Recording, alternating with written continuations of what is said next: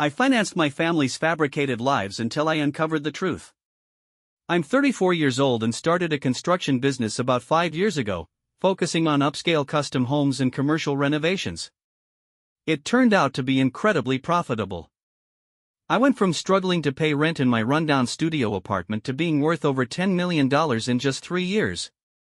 It's a classic rags to riches tale, but let me provide some context. I've always had a talent for construction and design. My uncle was a carpenter, and I spent my summers as a teenager working alongside him, absorbing everything from framing to finishing touches. After high school, I enrolled in a community college for construction management while working full-time for a local contractor. I spent 7 years climbing the ranks from laborer to project manager, saving every penny and learning the ins and outs of the business. When I finally decided to start my own company, I had around $600,000 saved up, barely enough for equipment, a used truck, insurance, and permits. The first year was grueling. I worked 16-hour days, 7 days a week, taking on any job I could find.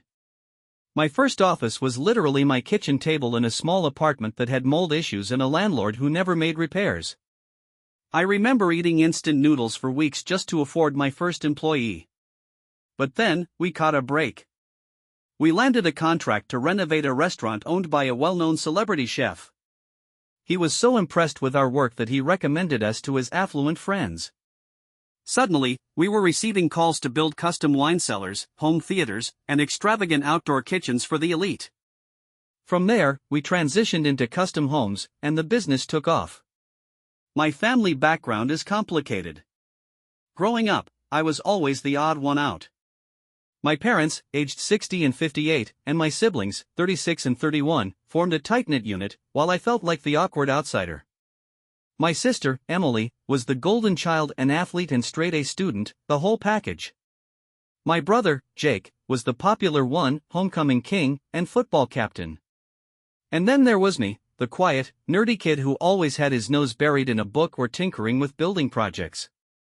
Family dinners were predictable. Emily would talk about her latest achievements, Jake would brag about his latest girlfriend, and my parents would beam with pride.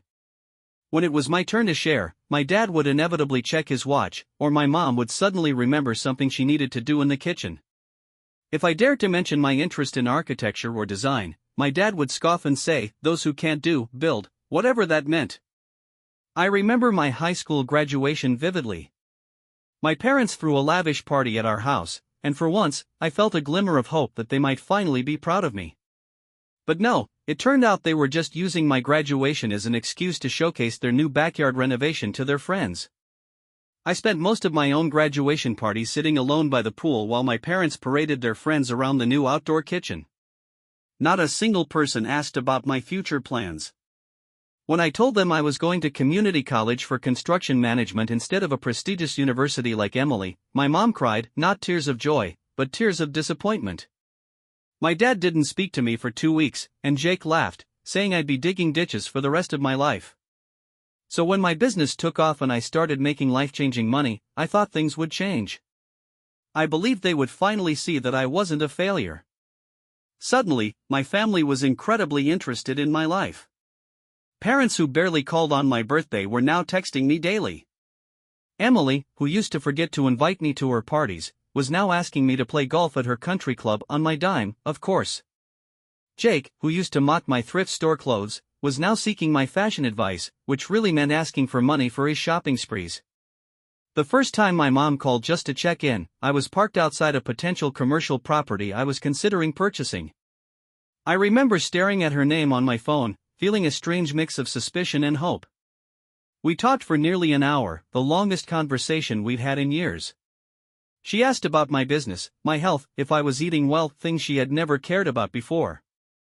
A week later, she called again, this time to tell me about an incredible investment opportunity my dad had found.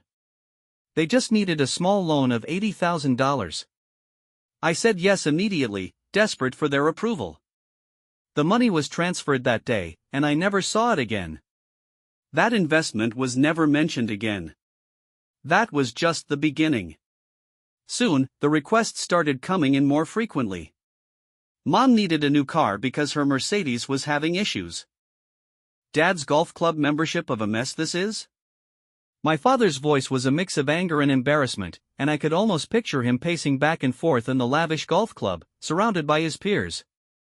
I took a deep breath, trying to keep my composure. "I'll get to the bottom of it, Dad." "I promise," I replied, feigning concern. As soon as I hung up, a wave of satisfaction washed over me. I had finally taken a stand. For years, I had been the family's financial crutch, the one they relied on for their extravagant lifestyles, and now I was ready to change that dynamic. I had spent too long trying to earn their love and respect through money, only to discover that they saw me as nothing more than a walking ATM. The next day, I received a call from my sister, Emily. "Hey, I heard you've been having some issues with your accounts. Is everything okay?" she asked, her tone dripping with feigned concern. I could hear the underlying urgency in her voice, the way she was trying to gauge how much trouble she was in. "Yeah, just some minor issues." "I'm working on it," I replied, keeping my tone casual. "Listen, I was wondering if you could help me out with a little something. I need some funds for a new project I'm working on," she continued, her voice sweetening as she tried to charm me. "I promise I'll pay you back as soon as I can." I couldn't help but chuckle at her audacity. "Actually, Emily, I'm not in a position to help right now. I'm tightening my budget," I said, relishing the way her tone shifted from sweet to defensive. "But I'm sure you'll figure it out." The silence on the other end was deafening. I could almost hear her processing my words, trying to figure out how to respond. "Okay, well, if you change your mind," she trailed off, and I could sense the disappointment in her voice. As the days went by, I continued to receive calls from my family, each one more frantic than the last. My brother, Jake, called me next, his voice laced with irritation. "Dude, what's going on? My card got declined at the mall." "I was trying to buy a new jacket," he complained. "You need to fix this." "Sorry, Jake, but I can't help you right now." "I'm focusing on my own finances," I replied, feeling a sense of empowerment with each rejection. I was finally standing up for myself, and it felt liberating. My mother called me later that week, her voice dripping with concern. "Honey, I don't know what's happening, but your father is really upset. He can't access his accounts, and it's causing a lot of stress," she said, trying to play the concerned mother card. "Can't you just fix it for him?" I paused for a moment, letting her words sink in. "Mom, I think it's time for everyone to learn how to manage their own finances. I can't keep bailing you all out," I said firmly. "You've all relied on me for too long, and it's time for a change." There was a long silence on the other end of the line before she finally spoke. "You're being unreasonable. We're family, and family helps each other out," she said, her voice rising in frustration. "Family doesn't use each other for money, Mom." "I'm done being your ATM," I replied, my heart racing. I could feel the weight of my decision settling in, but I knew it was the right thing to do.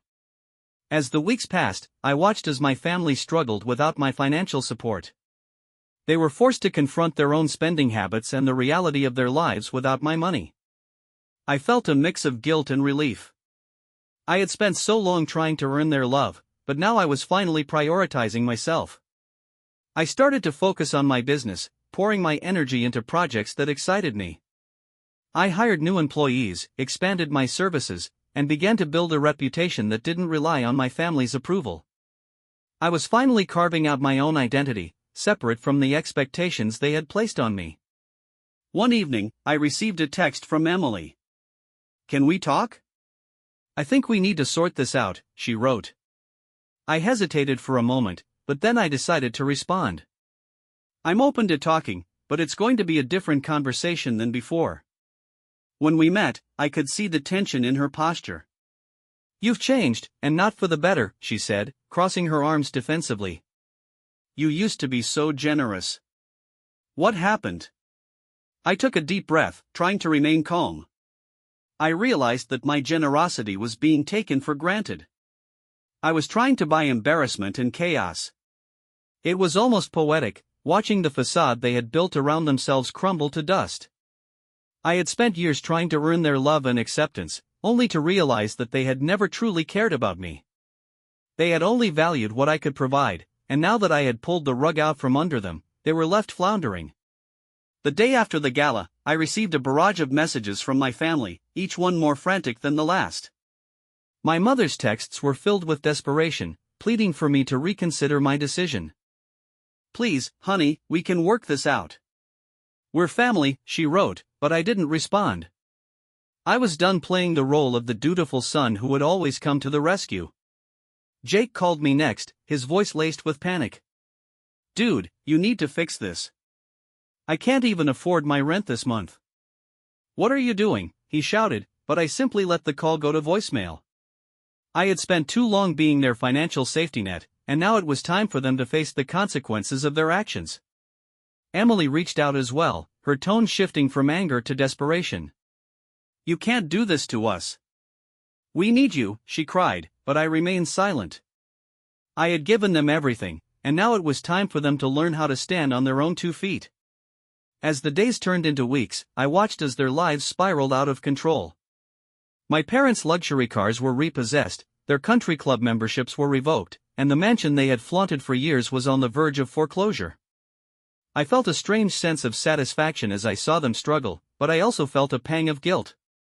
After all, they were still my family, even if they had never treated me like one. One evening, I received a call from my mother again.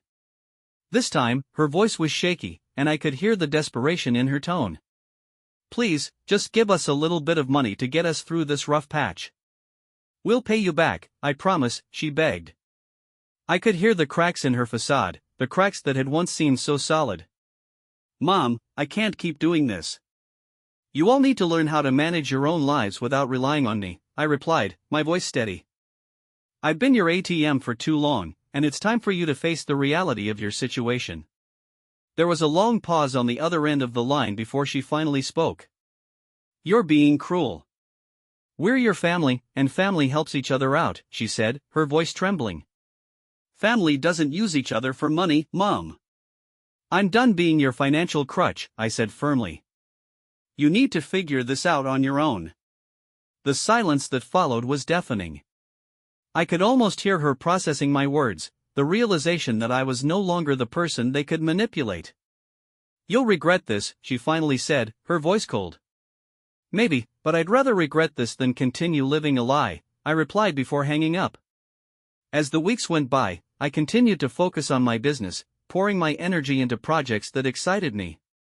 I hired new employees, expanded my services, and began to build a reputation that didn't rely on my family's approval. I was finally carving out my own identity, separate from the expectations they had placed on me. I started to enjoy my newfound freedom. I took trips, invested in my passions, and surrounded myself with people who genuinely cared about me. I realized that I didn't need my family's approval to feel worthy. I was successful on my own terms, and that was enough. Eventually, I received a call from my father. "We need to talk," he said, his voice devoid of the usual bravado. I could tell he was struggling to maintain his composure. "Things have gotten really bad, and we need your help." I took a deep breath, knowing this was the moment I had been waiting for. "Dad, I'm not going to bail you out.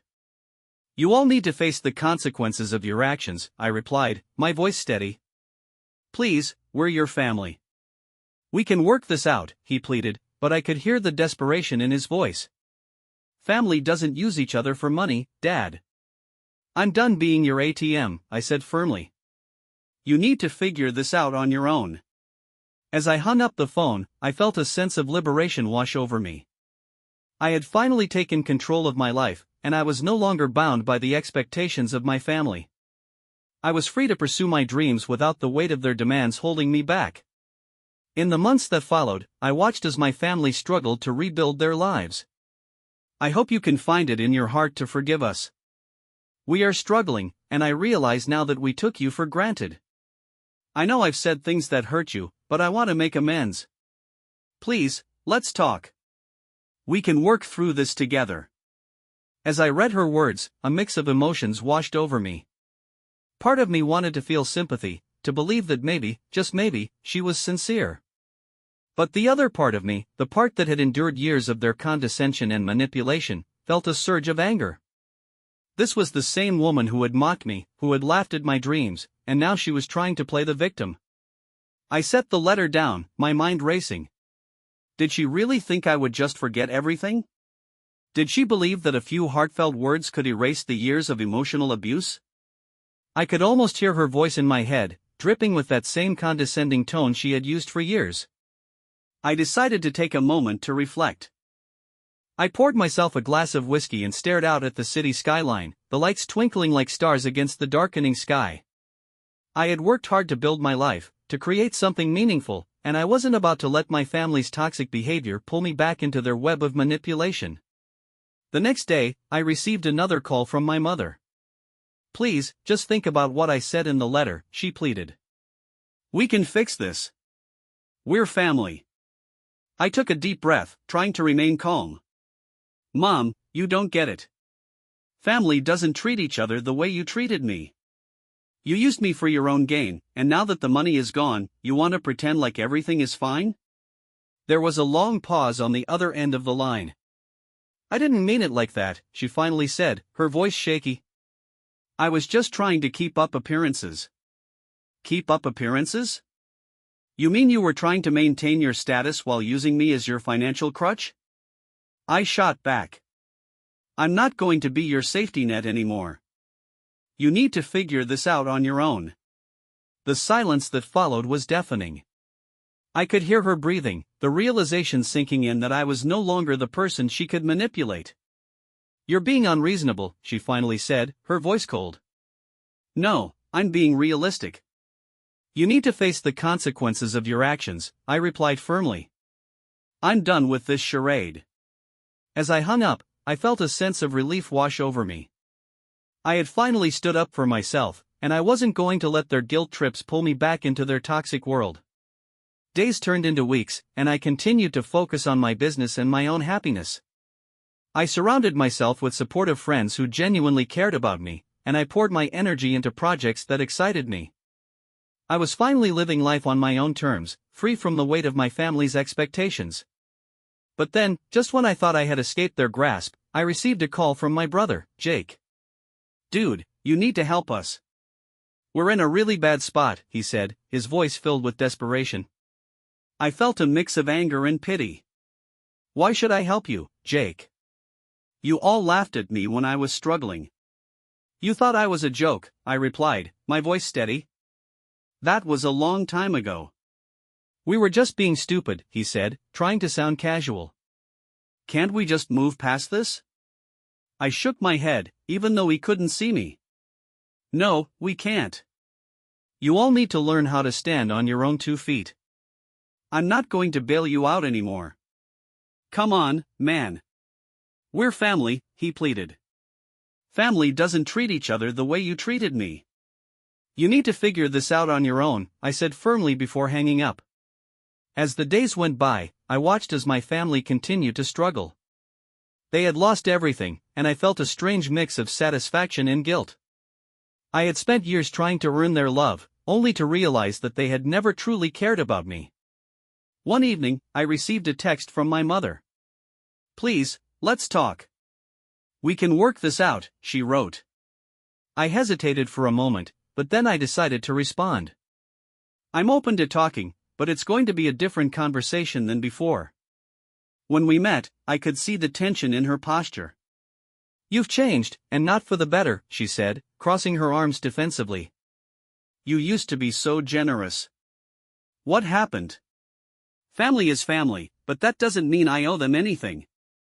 I let out a bitter laugh at my mother's desperate plea. "You think I'm going to fix this for you? You think I'm going to come running back just because you're embarrassed?" I could see the panic in her eyes, the realization that her usual tactics were failing. 2 weeks passed, and that's when the public meltdown began. I was scrolling through my phone when I stumbled upon a viral video of my mother, red-faced and trembling with rage outside a country club. "He's ungrateful. After everything we did for him. A child should respect their parents. We raised him, and now he's punishing us."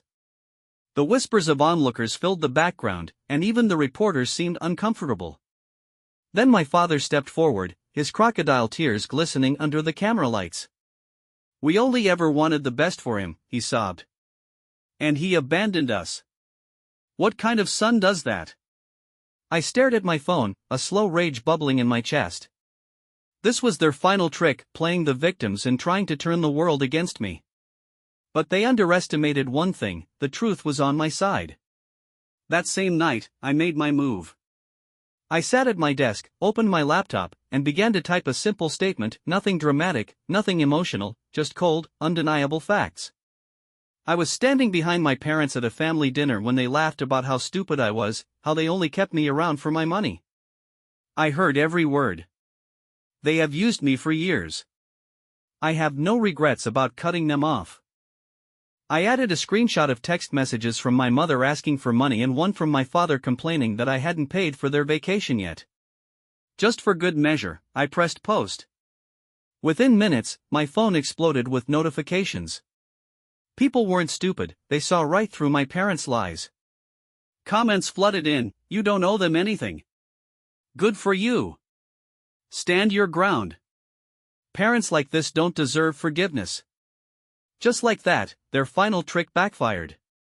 Days passed, and my parents' reputations were in ruins. Their friends abandoned them, their influence evaporated, and that's when they made their last pathetic attempt to pull me back in. I was sitting in my office when my assistant knocked. "Your mother is here," she said hesitantly. "She looks bad." I sighed. Of course, she did. I could have turned her away, I should have.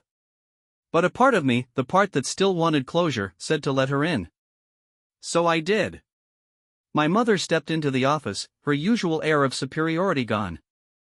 Her once perfect hair was disheveled, her eyes hollow, and her designer clothes looked cheap and wrinkled. For the first time in my life, she looked small. She sat down across from me, hands trembling. "I don't know what to do," she whispered. "We've lost everything." I watched her, waiting. This was her moment, her chance to say the one thing that might make me reconsider. "I'm sorry," I said, watching her face closely. She froze, her lip trembling, and then she said it: "You were never supposed to find out." My heart turned to stone. That was all I needed to hear, not "I was wrong," not "I regret hurting you," just regret that she got caught. I stood up. "We're done here." Her head snapped up. Wait, but I was already walking away. I had nothing left to say. The moment my mother walked out of my office that day, I knew it was over, not just the financial cutoff, not just the public humiliation, but the emotional cutoff. For years, I had fought so hard to earn their love, to be seen as something more than just a bank account with a beating heart. I had told myself over and over that if I just proved my worth, they would change. But in that moment, watching my mother's desperate, hollow gaze, I realized something life-changing: they were never capable of change. People who see you as a resource don't suddenly grow a conscience when that resource is gone. For the first time in my life, I was completely free. I didn't need to destroy them, they had already destroyed themselves. With no money, no status, and no connections, my parents' lives spiraled further into ruin. My mother, once a woman who sneered at people who worked lowly jobs, was forced to take a manager position at a cheap used car dealership. My father, who once bragged about his golf club memberships, was now selling cheap knockoff watches online, desperately trying to maintain some sense of status.